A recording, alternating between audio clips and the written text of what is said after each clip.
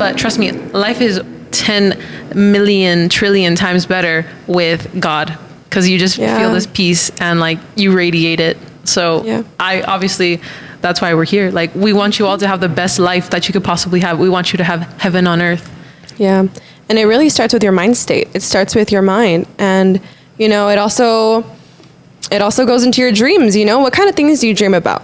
Well, okay, let's not get into dreams. It's way too much. It's just, you know, it's just like a subconscious thing, you know, like your subconscious is going to absolutely show up in a lot of different ways, you know? And if you have relationships that are difficult, like sometimes it comes from you. Sometimes you got to just like you got to have boundaries. You got to learn how to communicate well with others. You have to treat others how you want to be treated.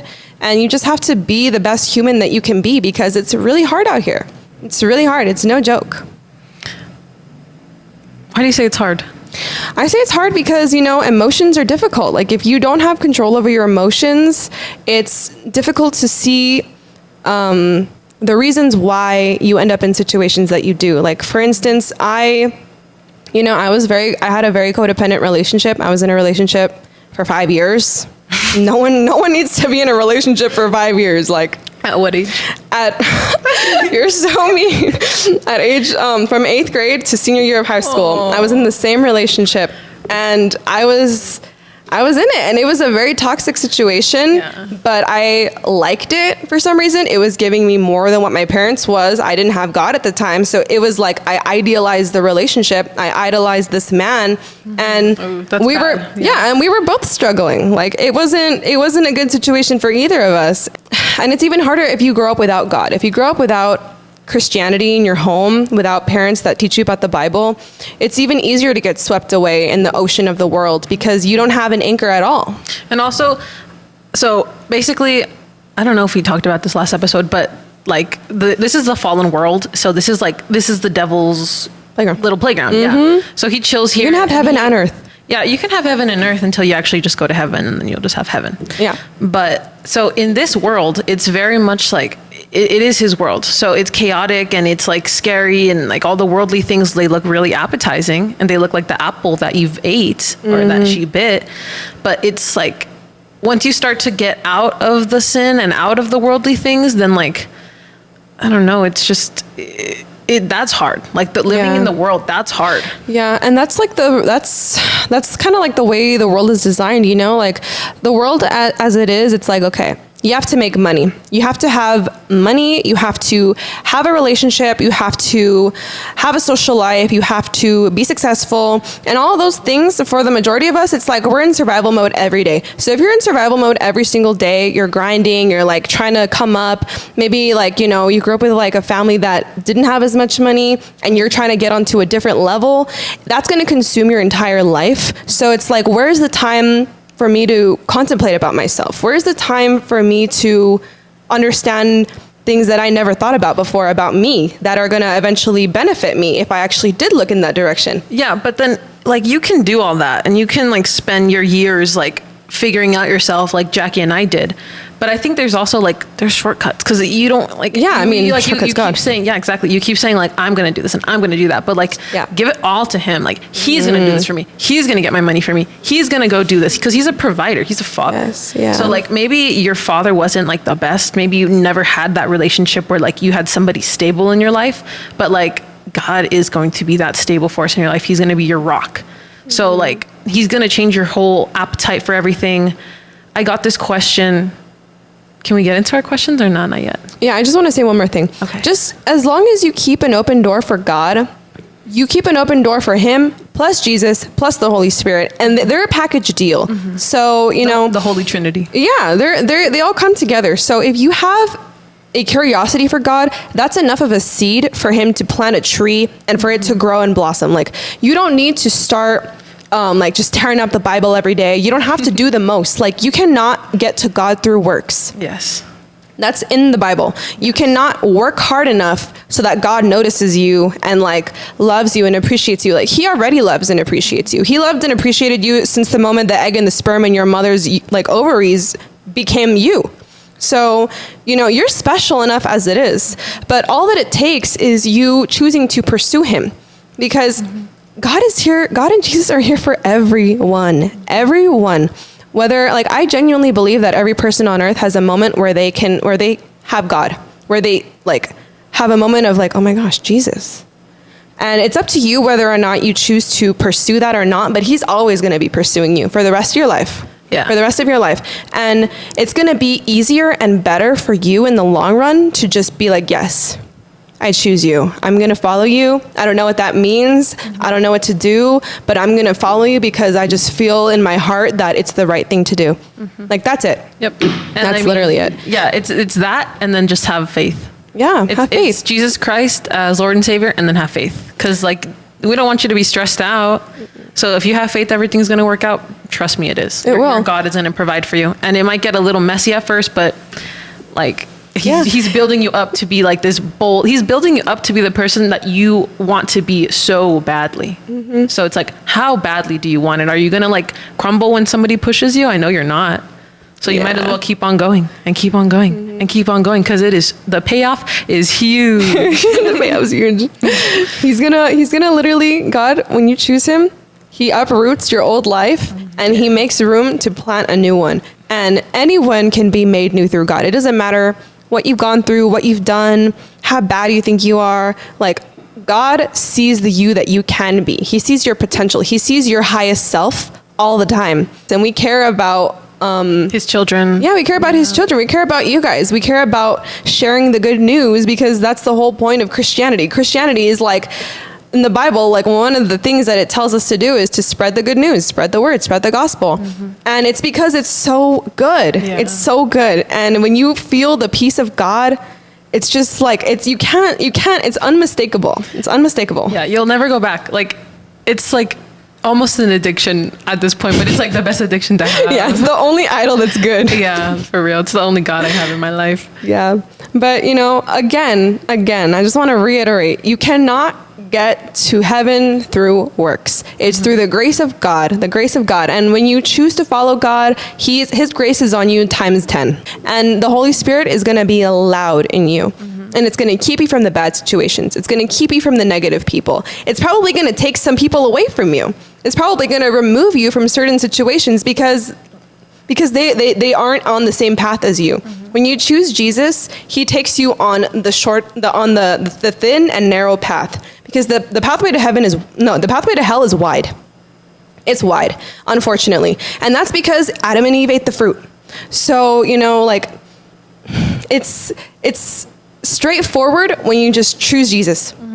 Like, that's it. Because everything else is chaos and confusion and anxiety and, like, oh, is this the right decision? Should I do this? Should I do that?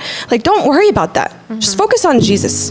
Just focus on Jesus and all the strength that he has to offer you. Yes. Jackie and I on our Instagram stories, which, by the way, if you guys are not following us on Instagram, I guess we'll put it, like, in the description or something. Yeah. But I'm sure you guys are all following us. Yeah. But yeah, we'll leave our ads down there. So we had a little Q&A on our stories. So we have a few questions that we want to debrief about. Yes, just a few. Okay. Should I ask you the first question? Then you can, like, ask me the second. Yeah, sure. Okay. Ooh, how to cope with detachment. Okay, guys, this is an idle question, really. So when you're detaching from something, it doesn't really matter what it was. If it's really, really hard for you to do so, it's because you idolized the thing. So let's say it's a relationship and you really, really love that person so much. You made them your world. Like, every time they texted you, like, oh my gosh, the feelings, but you broke up. And a relationship cannot be the best part of your day. Literally anything can't be the best part of your day. Like, even animals, like, I had a pit bull that I loved so much. I idolized that dog so much, and she's gone now. She's gone, and I'm still having to work on my detachment of my dog, because she's literally still my lock screen, and it's been like a year and a half. And detachment isn't easy. It's not supposed to be easy, but you have to realize that everything has its season. So whether it's a person, whether it's an animal, whether it's an addiction, whether it's a job, whether it's a friendship, everything has its season. And God has designed things to teach you lessons. So when you're detaching, you have to realize, okay, what did I get out of this moment? It's gone now. So what did I get out of this? What am I supposed to do differently the next time I'm in a similar situation? Yeah, like, and transmute your pain into something, like, purpose, constructive. Pain into purpose. Yeah, for sure. Because, like, there are lessons in every aspect of your life. Like, the most meaningless thing that you could think of, probably has a lesson in it. You just gotta like kind of dig for it. Olivia and I are doing this now. We're practicing speaking the word. We're also, learning how to understand the gospel better. And we're just trying to connect to people. So that's a big lesson in itself. Also, we're kind of like getting rid of fear, or at least like putting fear a little bit like in its place, which is a beautiful thing to do. I do not want to be ruled by fear, because then it's going to stop me from chasing after my dreams. Mm-hmm. And, another thing with detachment is... Next question. Okay. Well, I just want to say one more thing. Okay. Detachment comes with unforgiveness sometimes, and if you have to forgive the situations that you are forcibly removed from. You have to forgive yourself from the way that you were. You have to forgive the situation, whether it's a person or like an environment that you were in. You have to forgive it all, because it was meant to happen. And, it's all about your perspective. You can take things in a good way or a bad way, and everything has meaning. So, just think about that. Very true. I'm glad I let you finish. Thank you. Okay. So next, a door we're glad God opened versus a door that we're glad God closed. Okay. A door we're glad God opened.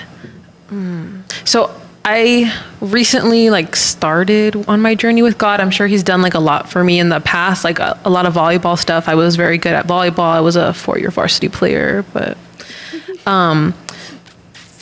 I think I'm just glad that God picked me. I'm just glad that he saw me in the state that I was in and was like, you know what? Even though you're here crying and you're a mess, I still love you. You're still adorable. And I pick you as my child. So I'm glad that he opened that door for me. A door that I'm glad God closed. New age, right? Yeah. I mean, that's the biggest one for us, for sure. New age is bad, guys. It's so stressful. You're always trying to attain this new level of consciousness, and yes, you learn things. I think that there's truth in new age. There's energy speaks for itself, but it's I don't care. I don't really want to know about your energy all the time, because I'm trying to hold my energy in. I can't have space for your energy if mine's all over the place. Yeah. And with God, it's just so much easier. There's so many less rules, and it's straightforward. There's no confusion about it. It's very simple. God, follow him.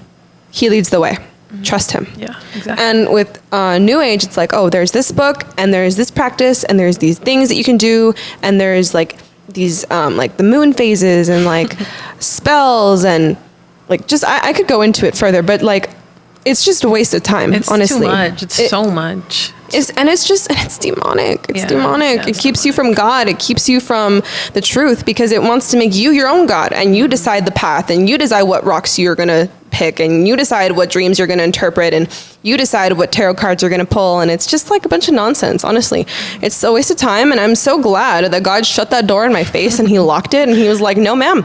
Yeah, who knows where we would be if we went further into that. Yeah, I stopped after a year. I really did like it though, but it's just it's just not the truth. It's a false light. It's a false light. It's not. Yeah, it's too much pressure. It's too much pressure on a human. On me. Yeah. No, I'm good. I'm good. I don't want to know all the spiritual mysteries. And then what's a door that you're glad God opened? A door I'm glad God opened. I'm glad he opened our relationship. Mm-hmm.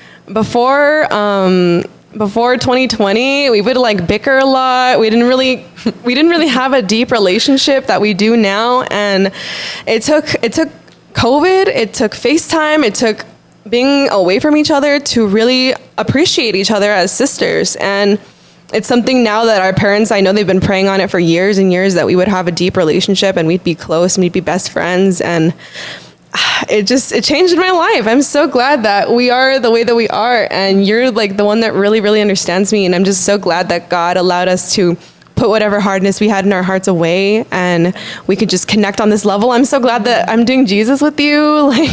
That's huge. It's so huge, especially because personally, I'm a little hardcore. So it's really meaningful to have a partner in crime that really understands the path that I'm on, and because she's on the same thing. So I'm just so thankful for our sisterly relationship, because that's just unmatched. It's uncomparable, and it's just God. It really is a God thing, because Jackie lives in a different area than I do, and somehow we were just synced up. We were calling, and it was just the same person talking. It was the same experience, but we were thousands of miles away, or hundreds, right? Yeah, hundreds. Yeah. Okay.